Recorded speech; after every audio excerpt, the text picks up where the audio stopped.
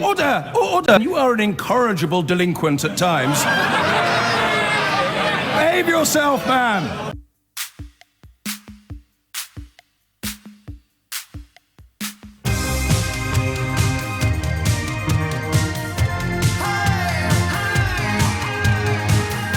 But I turn your attention next to a story which at first glance I think is all a little bit meh. M-E-H, as the kids say. Meh. Meh. The number of under-25s buying homes has dropped by half. Well, frankly, so what? You've got no business buying a home before you're 25. You should be out raving it up and sowing your wild oats and not thinking of the future and living only for the moment. After all, as the kids also say, YOLO. YOLO. Do you know what it means? You only live once, in case you were wondering.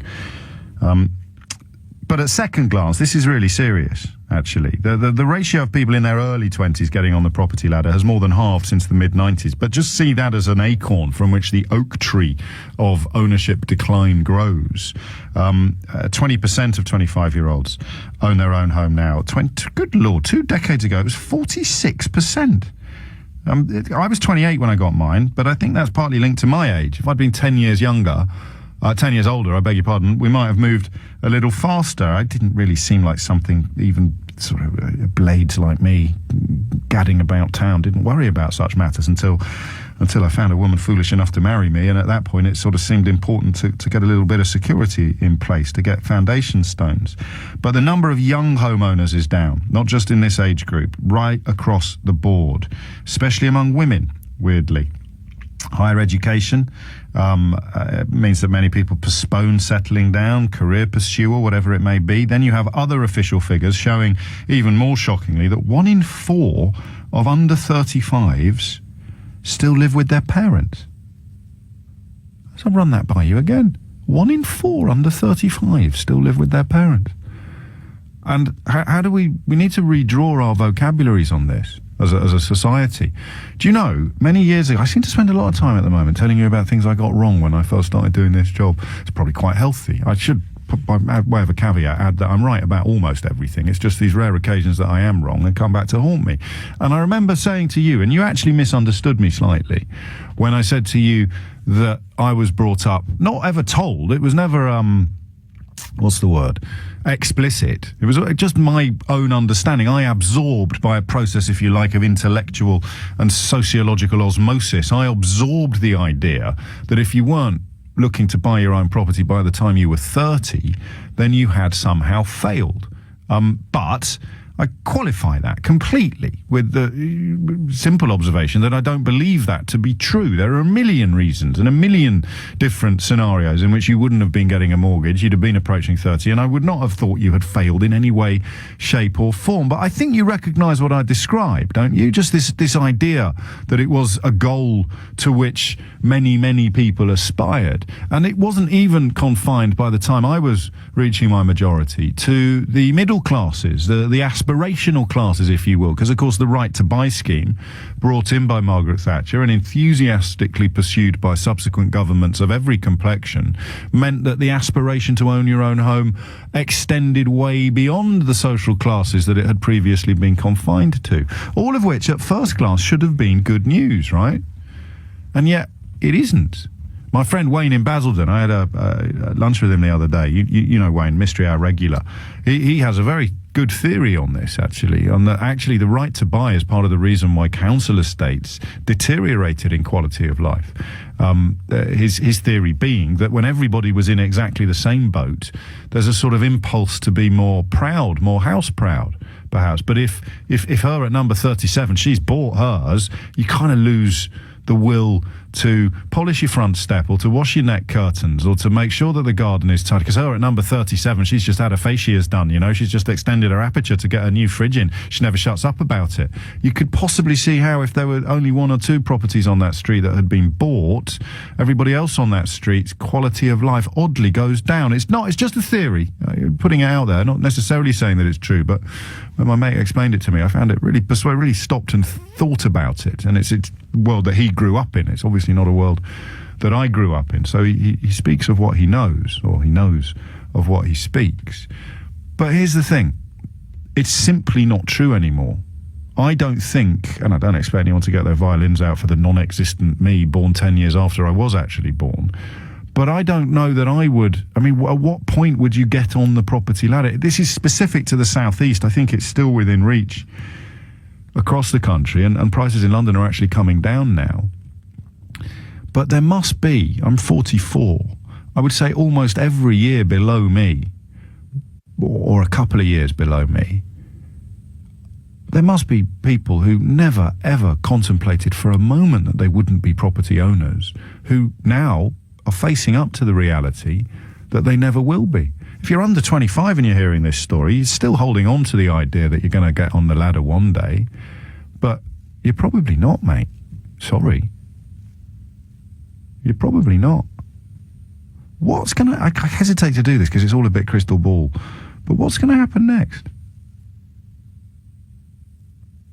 What is actually going to happen next? More and more private landlords. I don't really see how you can legislate powerfully to stop the buy-to-let boom continuing. I know they're trying to sort of trim the wings of the craze. But as we discovered ourselves during a conversation about this a couple of years ago, you can't come down particularly hard on buy-to-let landlords, except on the terms of the money that they've borrowed, for the very simple reason that the biggest fortunes in the country are built upon multiple property ownership and rentals and leases, from the Crown Estate to the Duchy of Cornwall to the Duke of Westminster.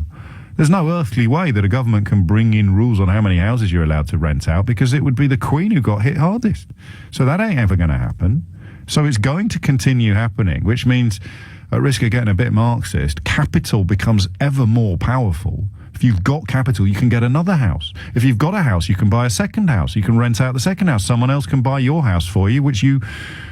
no means they'll never own one themselves. So this notion of the owning class becomes even more toxic than it is already. Except that we don't see that it's toxic, because if you are aspirational and middle class, you think you can get a piece of the action. And you can, actually. We did. We got a piece of the action. And then, to what will no doubt prove to be my eternal shame, we got rid of our piece of the action for quotes, political reasons, end quotes. But what the hell happened? What actually happens next?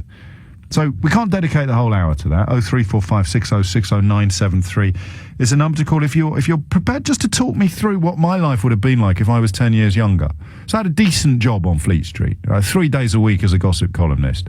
I must have told you a million times how I got my job on Fleet Street. John Major bought a white suit from the clothes shop I was working in, and having completely failed to pull any strings or rely on my late dad's old contacts, all of whom are either dead or redundant by the time I was knocking on doors, I was flogging suits on Regent Street. John Major bought a white suit. I offered the story to the fellow I was telling you about in the last hour, who's written a book about being a gossip columnist. He offered me 500 quid for it. It was a big story. And I asked for shifts instead. I got my foot in the door of the Daily Express and haven't left the profession since. But the money I was being paid then would have been enough to put down a deposit on a flat. I did at the age of 28. I put down a deposit on a flat in London, in West London, Ladbroke Grove.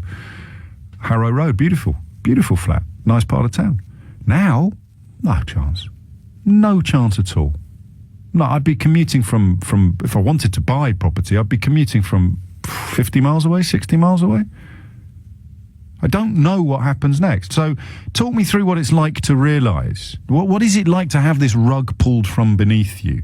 Because it's the only asset most of us will ever have. So however frightened you are of the future, your fear is slightly diminished by the fact that you have this thing in the background. You have this asset. You have this chunk of change that either you will use to pay for your care when you're old, or you will use to set up your children.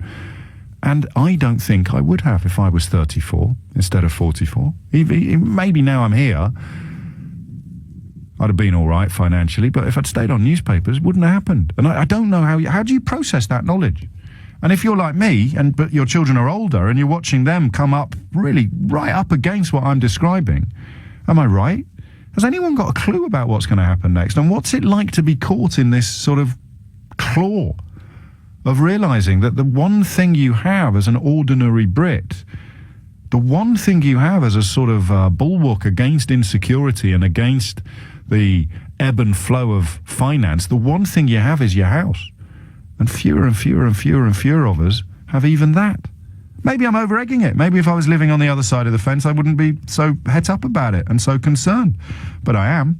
Are you? 0345 6060 973. Stephen's in Barnet. Stephen, what made you pick up the phone? Going through this process at the moment. I'm in my late 60s, still working, and I presume I'll work till I die. I've got my own business. I've got 3 daughters, 25, 30 and 32. The oldest is a journalist, by the way. Not that that means anything, but it does mean that it's a slightly precarious job at the moment, what with the internet and all the free stuff. And Yes. but they're all working. They've worked since they left education. They wouldn't have a hope in a hell's chance without me providing a huge chunk towards helping them buy a property. Which you are in a position to do. Which I've chosen to do. It Yes. puts me in a slightly precarious position myself. Does it really? Sorry? Does it really?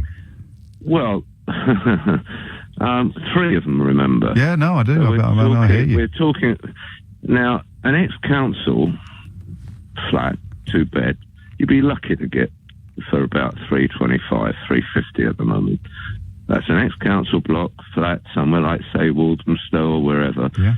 Or the outer suburbs of London, Barnet, somewhere like that. Yeah.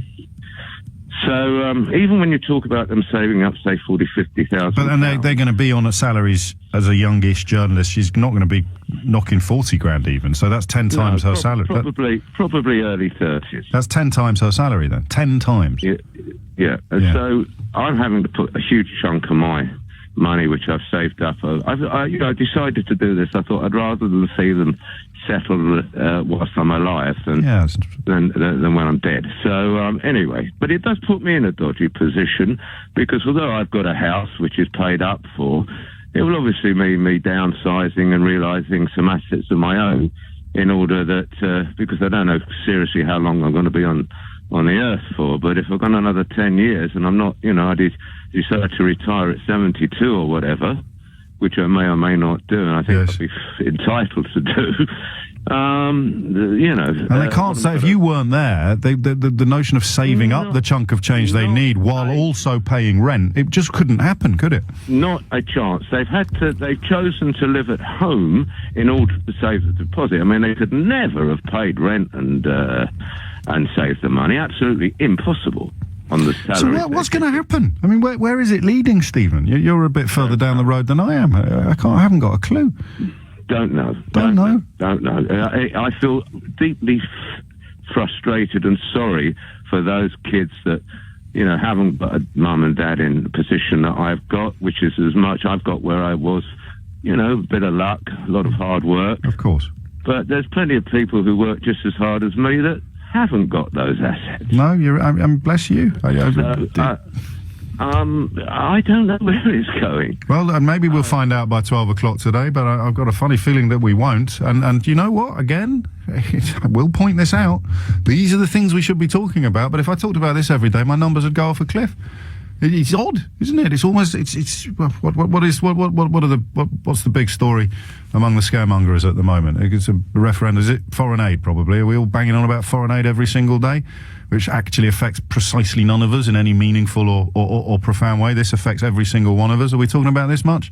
No. Down with foreign. Don't worry about your children's future. Worry about some person in Somalia getting a well dug at the bottom of their field. 0345 6060 973 is the number you need to tell me where you think this is leading and what's it like to be, to your own shock and dismay, part of the professional class that will never own a house. It's 11:17. Round robin incoming. This one all the way from the Isle of Wight. Someone's just reminded me of one of the best lines ever. This is a few years ago. Sometimes I think you pay more attention to this programme than I do. It says, do you remember the one that said, and we finally got all 17 interior doors in the house replaced, which subtly lets you know how big their house is. Because these things are usually sent by people that you haven't seen for years. If you missed Laura in Surrey's contribution to the canon earlier in the programme, I think we can safely say it was vintage. Philip in the Isle of Wight will be up shortly, but first, John is in Edinburgh on the housing question. What made you pick up the phone, John? Hi, how are you? I think that London is actually doing it to itself. You have a difference in minimum wage, which is high, which just inflates everything. Because if you... It's chicken and egg, though, John, isn't it? Well, you can either choose to do something about it and keep on doing what you're doing at the moment. Well, so you mean you remove London waiting, and then even fewer people will be able to afford houses? No. I think you've got to understand. Sorry, I'm not suggesting you need to understand. Okay, let me outline a position here. Go on. If the minimum wage, the difference is about £1.30 is going to be in the new wage coming forward. Okay, if you multiply that by 8 million people, because it has an effect on 8 million people, because the butcher, the baker, the candlestick maker, everybody under 25 needs to rent a flat, needs to buy food, therefore wages go up around, etc., etc., etc. So you have, if you take that for per week for 8 million people, that's 10 million quid. For I think I'm slightly getting a bit lost in your reasoning, which is my fault, not yours. Just come back to property, will you? It's highly inflationary if you have a difference in wage. Now, I'm suggesting, I know it's a mad suggestion. I had a feeling we might be heading in that direction. Go on. It's okay. I'm suggesting that it's the if question. What if one was to do this? What effect would it have? Undoubtedly, it would make things an awful lot less inflationary. Now, how one does that is another question. I've just looked up a couple of things and London is not the same, or other places are not the same as London. In Berlin, I've just looked up very quickly here, I can rent a 3-bedroom flat relatively centrally for 1,500 euros a month. Rent controlled as well. Okay, and rent controlled. Yeah. I've got 3 kids living in London, so I know what sort of money's involved there. But we have to build more. I mean, that's the point. We have to build more houses, and until we do build more houses, your central observation about the notion of wage legislation being inflationary is actually true. It just doesn't seem to have occurred to the Treasury. I'm sorry to gloss on. I sense you only just drawn breath, but you're right, I think, on the wage. But I'm interested more in almost the emotional relationship with the knowledge that you're not going to be a homeowner. I don't know that we, even with our combined brain power, John, would actually be able to solve the economic issues in the course of this morning. Thank you. Merry Christmas. Let's get on to the next round robin. This one all the way from the Isle of Wight, where Philip is. Philip, what have we got here? Hello, James. Happy Christmas to you. Same to you, sir. We get a round robin every year from somebody I was at school with 60 years ago, him and his wife. His wife writes... You've seen him since, though, Philip, surely? Twice, I think, yeah. But there's 17 paragraphs of dross in this year's issue, and I've got enough dross in my life without reading their dross. Plenty. I'll just give you an example. I'll skip January and February, go straight to March. It's a short paragraph. We attempted to fly out to join a Caribbean cruise in early March, boarded the plane at Manchester Airport, and then sat on the tarmac for 6 hours watching the snow come down and down and down, with no hot food or drinks, waiting for our aircraft to be de-iced. They de-iced one wing and then announced they had run out of de-icer, by which time the flight crew had run out of flying hours. We had to return through customs and then were taken by coaches into Manchester city centre, where we spent a second night, to hotels where we received free hospitality to be returned to the airport early the next morning to be flown out to Barbados. When we finally arrived in Barbados, we found our cruise ship had fortunately waited for 350 of us, but it had to find another berth, this time next to the cement factory. I mean... I just give in. I mean, there's enough dross in my life. I don't want to know about all this stuff. Could be worse. Could be worse, yeah. Philip. You could have woken up next to the cement factory this morning. Imagine how you'd be feeling that. And you have 12 months worth of this, plus some sort of attendant, plus some sort of parentheses as well. Absolutely. I mean, you're a nice man, I can tell, and none of us are entirely comfortable poking fun at people who aren't really here to defend themselves, but you haven't given away any identifying features. What do you think is going through her mind when she sits down to write this, Philip? Well, I think you touched on it earlier. I mean, the hint there was we had a Caribbean cruise. Yes. That's what they really wanted to do. Do you know, this is the precursor to Facebook. You know, there's a story today saying people get depressed when they go on Facebook because it makes them feel their own life is rubbish. This is what they're designed to do, isn't it? This is the beginning of the Facebook boast. Yes, absolutely. Oh, Philip. Merry Christmas to you, Philip. Thank you for your kind words. 24 minutes after 11 is the time. That's it. I love it when we do that. It's just a bit of fun with the round robins, but that's exactly what it is. It's like no one ever puts a picture up on Facebook of them looking a bit zitty and hungover. It's always them on a beach or visiting, some amazing place. And that's what the Christmas round robin is. I want more, though. Patrick's in Harrow. Patrick, back to property. What would you like to say? Good. Hello, James. Hello, mate. What's on your mind? It's a property thing. I mean, I have 3 children. 2 of them are like theoretically house buying age, 26 and 22. Yeah. And then my baby, she's 17. Now, there's no chance in a million years they're going to be able to buy in London. Ever? No, I mean, like the little fella, he's just got a job. He's quite uni. He's on 23 grand. He lives at home. Yeah. Now, I love it. It's great. I mean, he's got massive disposable income, and I will let him spend all day long. I don't charge him rent or anything because he needs to live and enjoy himself. But that 23 grand cash, you can't do anything. So my whole ethos... Well, I mean, how much realistically? He's not paying any rent, so how much could he save every month? While still having a life, so to speak. Well, I mean, I don't know how much is a couple of hundreds, 3. It's not. The mountain's too high, isn't it? So they probably could get further up it than we realise, especially if they cut their cloth accordingly. But the other thing I hear about people living at home, they're just living at home while they save a deposit. But because living at home while you're working feels unsatisfying, they end up spending the money going on long haul holidays and things like that, and it takes longer and longer and longer to save a deposit because it's currently for someone like your lad, he can't quite imagine getting to the top of that mountain, so he's not even going to start trying to climb it, is he? But where I live in Harrow, I mean, the property prices are quite high, and there's also a lot of rental. There's huge amounts of property being built, but not for sale, purely for rent. Yes, that's right. The investment market, which I find quite depressing, to be fair. Well, I'd ban that if I was emperor. I'd actually ban overseas investors from buying houses. I don't see why that would even be controversial. But of course, you wouldn't get away with it under a Conservative government because the same legislation would then apply to all the Russian oligarchs coming here to wash their money but not live here, and they'd have to be banned from buying stuff as well. Right. I mean, I watch it and I look at it, and these properties are beautiful, but it's purely to rent, not for sale. And I've discussed it at great length with my wife, and we will definitely be downsizing to release money in the house for the kids. Now, I'm not wealthy in any way, shape or form, but I need to try and give my kids a lift, because when I did it, I was 19 when I got my first mortgage. Wow. And I did it. Why was that then? Talk me through that mindset, because I was too drunk at that age to even be thinking about such matters. Why were you so responsible so young? I've never been responsible in my whole life. But no, it was just a thing. It was circumstance.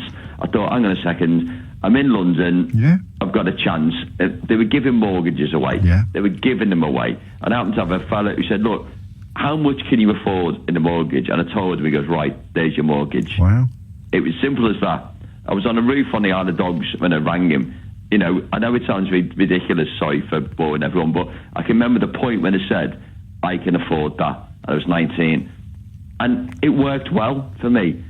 But you can't do it now. I mean, you need to be earning 60 grand a year, just get a flat. And that's huge. I mean, it is. What happens to... I suppose they're all right. So, but there's less to go round. No, hang on. What's going to happen next is that our children will be okay because we'll downsize. Who's going to buy our houses? This is the very, very difficult situation, and I'm totally uncomfortable with it all, because I look at my kids, like my babies, and I go, hang on a second, what are they going to do? How are they going to do it? My lad lives in South London, and he's £600 he's paying, and there's 3 of them there, so it's like £1,800 they're paying to rent. And I'm so concerned, because they're never ever going to having no equity is ever going to be in the back pocket. A lot of people say to me, Wayne said this the other day actually, it's partly his conversation that inspired this topic, but he kept telling me about the French word mortgage. It means death grip or whatever it might be, and you've all fallen into this trap. I'd kind of like to believe that, because it would at least be better than believing that we're on some sort of downward spiral. But I'm like you. It seems to me to be the only protection you've got against uncertainty. It's the security. When you go to bed at night and you turn the light off and you kick the cat out the back door, you're sitting in your own home. In my home. I can do what I want in this house. Yeah, all right, mate. It's a family programme. So I do apologise. See, it's my home. It's my house. It's my four walls. Yes. But when I go to my lad's house, his flat, it's like, well, he can't do this, he can't do that. He loves it. He's happy with the situation. Of course he does, but he's passing through. Yeah, but for me, I find the whole situation very, very uncomfortable. Yeah, maybe we need to change our mindset, but I can't help thinking that if we do that, then we're kind of admitting defeat and allowing the capital to coalesce among fewer and fewer people. And that's scary. It really is. I've got to crack on with the news. Patrick, you have a great Christmas. All right, mate. Thank you very much indeed, James. All the best. And to you. God bless. It's 11:30. And I've got some interesting news involving Southern Rail, which we will examine with the help of Charlotte Wright before returning to this. The plight of the people who will never own a property. 0345 606. Actually, phone lines are full. I'll give you the number when I've got one free.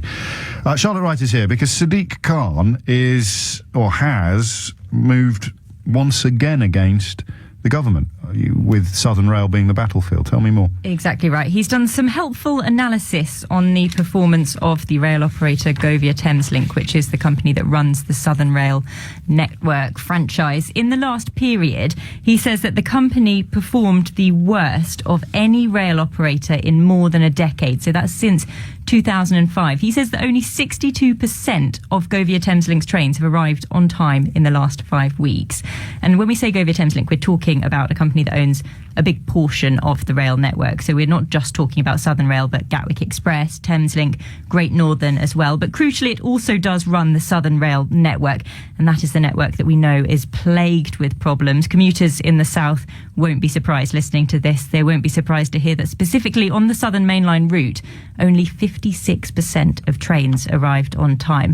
When you compare that to Merseyrail, they managed to get 93% on time. Chiltern, 92%. Cross country, 89%. That 56% does seem pretty abysmal. But it is no surprise, as I say, it's because of this ongoing dispute between the managers and the staff. Partly it is. I mean, the numbers go back over 5 years, and some of them track a decline that's pretty plain to see over that entire period. So I mean, obviously the company will probably say, well, of course, there's industrial action, but this research goes deeper than the industrial action. That's true. It does go back further, but the bit that Sadiq Khan is particularly highlighting is the past 5 weeks, so the last period that he's looking at, which has just shown that 62% of their trains arrived on time on the Southern Mainline network. It was just 56% in the past 5 weeks. So you're right, there is a bit of a decline, but he's saying, look, it's getting really bad. And he's saying, because of this dispute, the government need to strip Govia Thameslink off the franchise, and he wants to step in and put TfL in charge. And he's been saying this for some time, but it is looking pretty unlikely at the moment. We heard from Chris Grayling, who is the Transport Secretary, and he just said, I can't wave a wand to resolve the issue. So Sadiq's not really being heard when he's saying that he wants TfL to take over. And if there was a Conservative mayor in City Hall making the same suggestion? Oh, that's not for me to say as a mere reporter, James. Though it has been reported that Chris Grayling did say that he didn't want a London mayor getting his hands on the franchise, but that is just a report, and that's speculation there. Though, you know, Chris Grayling clearly doesn't want to get involved. He's been very hands-off with this. He is the Transport Secretary. What's interesting about Govia Thameslink is that it's slightly different to other train companies. Slightly? Well, very different, but in the sense that it doesn't suffer from strikes. So the government pays Govia Thameslink and then it's only £1 billion though, isn't it, for the 7 years? Just a small yeah, they get £1 billion and then give the ticket revenues back to the government. So the strike affects the shareholders of Govia Thameslink not a jot. Not at all, no. It's just the government that feels those effects. So there's been a lot of discussion about how this is a wider political argument. It's actually quite interesting. I hope it's interesting to people who aren't anoraks like us. I hope because it is actually a mayor essentially parking his tanks on the government's lawn. Exactly, he is. He's driving up his tanks and he's saying, give me the chance to take over. Are the tanks big enough to make a difference, Charlotte Wright? They don't seem big enough at the moment, Sadiq's James. tiny tanks, then, is the... Sadiq's tiny tanks aren't making much of an impact on their albums, at the moment. So very good. Charlotte Wright, many thanks indeed. There's nothing mere about your reporting. 11:36 is the time. More on that story, no doubt, over the Christmas period, because the industrial action, of course, is ongoing. Back to property ownership. Angie is in Borough. Angie, what made you pick up the phone? Hi. What made me pick up the phone is I'm part of those people in London. I'm 29 and I've grown up in London, And the question around properties is something that I constantly think about, and it causes a lot of fear to me because I really want to buy property in London, but I don't think I can. Well, So it's you I'm talking about today, really, isn't it? Did you grow up? I mean, not at the age of 8, obviously, but by the time you were 15, 16, did you just presume that would be the next stage on the ladder of your life, that you would get a property of your own? Yeah, absolutely. And I mean, I wasn't originally born here. I was born in Russia, and I came over when I was 5, and I've been raised by a single parent. My mother, who raised me and my sister, that brought us over to London to provide a better life for us. Now, my mother, and there was a few people on the phone that are talking about how they can provide for their children and, pass on money to their children. Not everyone has that, which, they, said. Yeah. And I'm one of those people where I don't have that. I'm completely by myself in this country. It's just the 3 of us in terms of family, because everyone else is back in Russia. Sure. And there's no, I mean, what would, I hesitate to put it like this, given that you're already quite stressed out about it, but there is no light at the end of the tunnel for you, except a massive pay rise or a lottery win or something like that. Yeah, absolutely, because it's completely unrealistic. The prices now are just completely unrealistic. And I've been raised in South London here since I was 5. And I've constantly lived in Zone 1 and Zone 2. And what pains me is that the idea that I cannot live in London, because I'm a born and bred Londoner and I want to live in London. But when I look at house prices, I feel, and also some of my friends have started buying, and they're all buying in Surrey and Kent.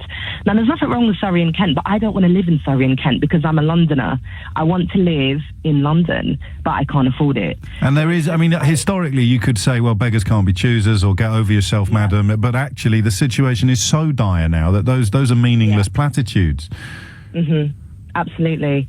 And well, what are you going to do? I mean, do you have to redraw your worldview, your outlook? I mean, of course, it would have been nice for you to use your transferable skills anywhere else in the European Union, but we voted to take that right away from you. Exactly.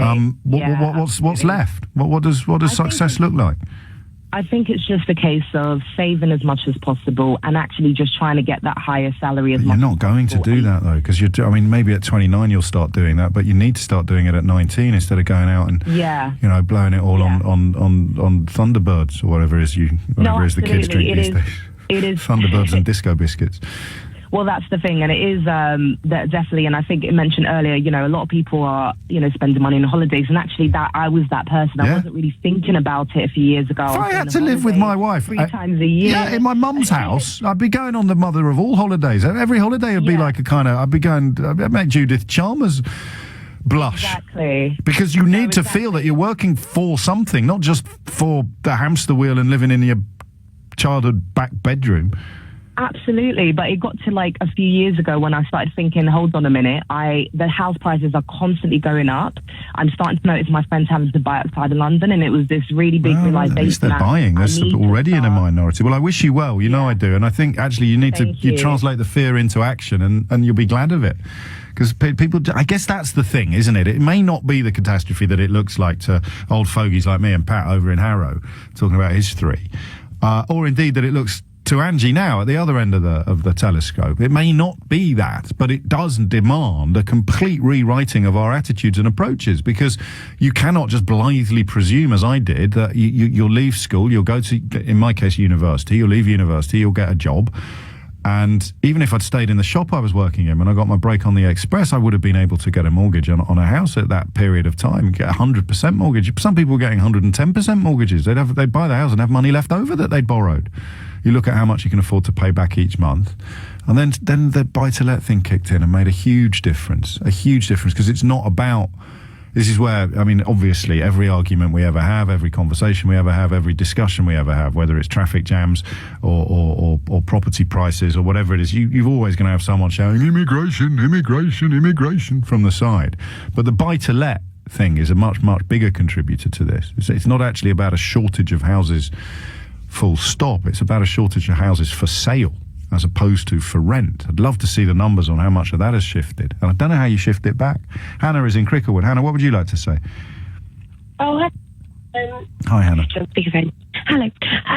I am 26 and I work in an industry where a lot of people aren't from London, and indeed many people that work in central London aren't. Are you a footballer? So they don't know. No, I'm in film. Oh, okay. Carry on. most people I know live in a room because they haven't had that luxury of being able to stay at home for that long. Yes, because work is too far away from mum and dad's. Yeah, and I'm quite lucky that I live with my mum, and she's very nicely agreed to keep putting me up. Yes. But I'm still saving for a deposit, and right now, if I was to save for next year, I wouldn't get a property in London at all. I mean, well, I'd get one maybe in Bournemouth. Yes. But then that increase in the travel price kind of cancels it out in the end. So it ends up being that I'm either going to stay here or I'm going to have to bite the bullet and go out and rent somewhere. And then you can't save up anymore if you go out and rent somewhere. Yeah, exactly. And your last caller was quite right. I mean, and so are you, that you can't keep working and not treat yourself at some point. People seem to have to save for a lot less time. And so does it, I mean, Angie I used the word stressed and she didn't correct me. Does it stress you out, this thought, this uncertainty, or not? Because 26 is quite, everything's young when you're 44, but 26 is quite young. I don't know that I was worrying about stuff like this when I was 26, but then I wasn't looking at the world you're looking at. Well, my two eldest sisters, who are one of them is 5 years older, the other one's 8 years older, and at that time, even that short period of time ago, they found it a lot easier to buy a property. One of them bought with a partner, which makes it a lot easier. And it doubles your... And the other one bought hers, it doubles your income. But the other one bought at a time when she was able to buy a 2-bed property for £190,000, which is just unheard of now. Everywhere we look, it's everywhere that I'm looking, even South London, which is a bit cheaper. Unless I want to live in a really, really rough neighbourhood, I wouldn't be able to afford to buy in London. And even the rough neighbourhoods will be out of reach for an awful lot of people. What do you think? And you probably haven't got an answer to this question, so don't feel you have to make one up. But what's going to happen next? Something has to give, doesn't it? I'm really hoping for it all to just go down in price, but that's very unrealistic. Well, not necessarily. Brexit. I think it has to burst at some point. Yes, Incorrigible FCA has been in touch to say what we need is a massive house price collapse between Brexit and Trump. We may well get one. So, hang in there, Hannah. Yeah, it'd be bad news for your mum, though. It'd be bad news for everybody else. It'd be bad news for people who are already extended on the mortgage that they're paying to see their capital come down, because the more that prices collapse, the more negative equity will go up. But I genuinely believe something's got to give. That was the silver lining, wasn't it, of all the predictions of doom involving the decision to leave the European Union. The one I was least troubled by was the idea that property prices might come down, even though it'd be sort of temporarily injurious for people in my position. There's so many people in Hannah's position, and 20 years from now my children's position, that you can't help thinking there needs to be a rebalancing, a redrawing, a resetting almost of the whole market. But apart from building loads more, I can't see what it would involve. Interest rates going up and people not being able to pay their mortgages anymore might bring prices down, but you wouldn't wish that on your worst enemy. Well, maybe your worst enemy. So 11:45. Here you go. There's a lot of it about there, but not everybody is ringing it in. My husband and I always dread the minimum 2 A4 sheets of interesting updates that arrive in the Christmas card from his cousin every single year. Even the first sentence winds me up, James. It starts with, "Well, hello again, folks. Time for the annual update. So grab yourself a cuppa and get sat down." She can't even use proper English and always talks about the charity work she does or her various illnesses. She never adds "hope you're well" or expresses any interest in anyone else's life except hers. We have an after-dinner quiz on Christmas Day based on the update to see who's actually read it and just to laugh about it. Obviously, the cousin isn't invited, says Amanda. If you send these things, I'm sorry if you're feeling a little bit embarrassed, but not sorry enough to stop. We'll have one from Fiona in Bromley momentarily, but first Benedict in Nunhead is here to talk property. Benedict, what would you like to say? Hi there. I suppose I'd like to start by saying, well, I'm 21. I'm doing my master's in London, and it might feel like I'm a bit young, but I do worry about these things actually. Already? Already, yeah. I mean, because maybe I'm in a minority in this position, but I have a long-term girlfriend. We're talking about, the possibility of getting married one day, settling down, having kids. And, you know, I look at the way the market is now, and I think about the money involved, and I think about, you know, well, we're renting at the moment and, you know, saving up and all that malarkey, and I just don't see how that's possible. Like, it just looks so far away. That's what I meant when I was talking to Patrick in Harrow about the mountain is so high that you can't even see the point in starting at the foothills because it's so far away. Yeah, absolutely. I mean, I talk to, you know, I think about my parents, and they had me when they were, I don't know, 30. They had a house. They were well secure, all that malarkey. And I just think that's like, that is so. I don't know how I'd even get there. I don't know the path to take. And I talk to my professors and whatnot, and they talk about, well, some of them are in the process of getting a house, and they're getting it way outside of London. And I think, well, and this is my own stupidity. I don't have a driving license, so I think. Oh, mate, come here a minute. Come here a minute, Benedict. You're worrying too much. You're 21 years old. You're doing a master's. You're bright. You've got a great girlfriend. If you don't end up owning a palace, owning a mansion, you can learn how to drive. There's plenty of time. The two of you, you'll have two incomes. You might not be able to move into the sort of property that your parents moved into when they first got going, but it's not impossible, my friend. It's not impossible. It's not impossible, and I get that, but and you can learn to drive. It took me 3 weeks to learn to drive. It's really easy. And I tried once and I failed. Yeah, so, don't worry about it. I was 32. I was 33, 34 years old when I learned how to drive. It's fine. Speak to my mate Noel in Islington. He'll sort you out. All right. Well, yeah. I mean, first, I suppose. Well, you asked about the semantics of all and thinking about it, and that's just something I am thinking about. And I hear you. I really do. And I think I'm probably not as mature at 21 as you are, actually. And I mean that as a compliment. But I don't know really how people of your generation can be not worrying about it, because what else is there by way of asset or security or whatever else you want to call it? It's the foundation stone. The way you've been raised, that is the foundation stone upon which you build your life. I think we probably need to change the way we think about the world as a society.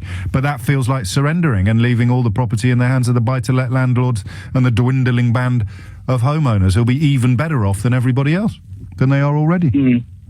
I mean, I talked to some. Oh, sorry. No, I was just about to say Merry Christmas, mate, because this is a pretty miserable picture that we've painted together, isn't it?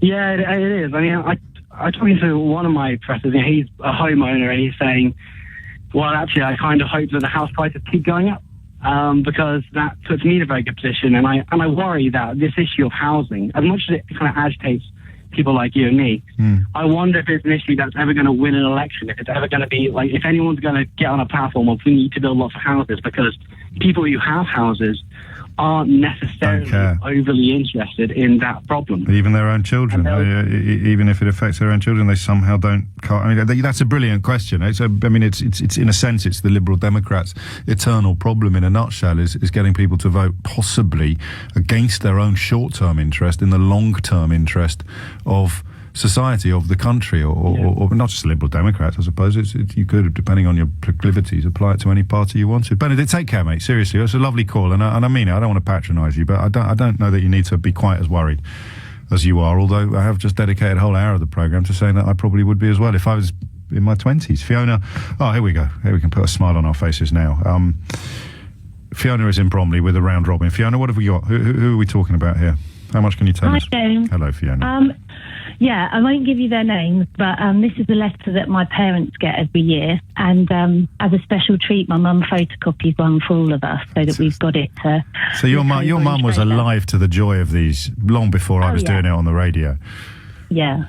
So I'm just going to give you one little paragraph, which I think... How well does your mum know these people? Are they, like, really close friends? Very well. That's the amazing thing about every single one. It's like someone you heard Philip on the Isle of Wight. I was at school with this fella 60 years ago. I've seen him twice since, and his wife sends me the flipping thing every single year. Go on. So they used to live at the end of my mum and dad's road and moved away about 10 years ago. And it says, at the beginning of November, we were introduced to a club called the Ever Young Club. You paid £2.50 for the morning, 10 till 1. For this, you can have unlimited tea, coffee and biscuits. At 12 noon, we're given a lunch. This can consist of anything from sausages and mash to a Cornish pasty, together with a piece of cake or a jelly in a small container with fruit and custard in. Not bad. Oh, my days. I mean, it's quite sweet in a way, but I still can't get my head around. Pages long. How many? 4. Should we do a random bit, or do you want to do another bit that you've chosen? I can do another bit if you like. No, let's dip in. You do whichever bit you want. Is there any boasting? Usually there's boasting. Yeah, there's a bit, well, I don't know, see what you think. In last year's letter, I mentioned the fact that we were off to the Caribbean for Christmas. Caribbean again. The itinerary looked good, and we were both looking forward to Christmas aboard. Unfortunately, there was a bad coughing germ on board, and unfortunately, Barry got it. Oh, no. It got so bad Poor that Barry. his clothes, bearing all to be seen, think he must have been delirious. I called the doctor. Go back a bit. He got so bad, what happened to Barry? He took off his clothes, bearing all to be seen. Oh, my days, poor Barry. Carry on. I called the doctor in, and he was immediately taken to the sick bay. His words to me, I will try to save him, but may have to put him off at the next port. They sent x-rays to Harley Street, and with the aid of injections and pills, he pulled through. Oh, thank the Lord. Unfortunately, I was awake all the night looking at him. The doctor actually came in 5 times one day. Unfortunately, on Christmas Eve, I went down with it. Christmas Day was spent in the cabin. They brought in a 5-section dinner. I ate nothing, and Barry very little. After a few days, we were able to enjoy the rest of the cruise, calling at Barbados, St. Vincent, St. Lucia, Antigua, Tortola, Grand Turk Island, or New Dirt, the Azores. But doesn't really mention what they were like. Fiona, that is absolutely priceless. And have you met them ever, or is it? Yeah. Okay. Oh, a long time ago. Yeah. I don't want to. You see, I'm cautious of there being a line between a bit of fun and then crossing it. You haven't crossed it. Well, and Go on. We don't want it to stop because it's exactly that. And you could try the idea that they had in Amanda's family, and all the people that your mum sends it to. You could do a quiz on Boxing Day based upon Barry's deliriums. Fiona, have a lovely Christmas. Merry Christmas. Merry Christmas to you. It's 11:56. Mike is in Exeter. Mike, what made you pick up the phone? Morning, James. Well, I got so cheesed off with these round robins that out of a frustration and a little bit of annoyance, I wrote one myself as a generalised one. Oh, I got it out of my system. It's a fictitious one, though. Go on. But, okay. Our dearest friend, as you will see, guess what we bought this year? A new computer, printer and word processing software. So though we have not kept in touch, more pressing things to do, please find and close this newsletter. It's specially for you and for another 100 folks. My, how our friends expand. To make it that more personal, we wrote your name by hand. We've lots to say. Where shall we start? Well, Bill retired last May. His pension is quite large, my dear, 3/4 of his pay. We sold our shares the start of June, liquidity on hold, and after Brexit bought them back, thus didn't catch a cold, though Val had one at the end of March. She wasn't very well, so off to St. Kitts for 3 weeks, stayed in a 5-star hotel. In June, whilst in our villa... Yeah, go on. In June, whilst in our villa, the one we bought in Spain, we heard our youngest Kevin was promoted once again. His elder brother William, who by his phones adored, was invited by the chairman to join him on the board. In September was the wedding of his eldest daughter Mel, coinciding with her sister who became her school's head girl. Because Bill's got... Well, that's a bit of a push there on the rhyme, but we'll let that pass. Carry on. Because Bill's got an OBE... Oh, did we tell you that? She got married in the Abbey, an excuse to buy a hat. Our darling grandson Toby got a first in PPE at Oxford in the summer. Now he's joined the BBC. He was captain of the rugby and for that got his blue. We really ought to close now. Oh, P.S. How are you? Oh, well played. Oh, well played. Right, it's not Miss J yet, but I think you know what that deserves. That's absolutely brilliant. And oddly, it's a lovely way of knitting it all together, although hopefully we'll get a few more tomorrow, because if you hear the marks that we've hit today, like the Caribbean cruise is a thing, not asking how you are until the end. When did you write this, Mike? Oh, well, I wrote it a year or two ago, but I've just updated it quickly when I knew you were doing things. Absolutely brilliant. And this is my breakthrough for today, is that it is what Facebook does. There's a story out today about people getting depressed when they go on Facebook because everybody else is just using it to boast and post pictures of an unrealistic lifestyle that they don't actually live, but want to create the idea that they do.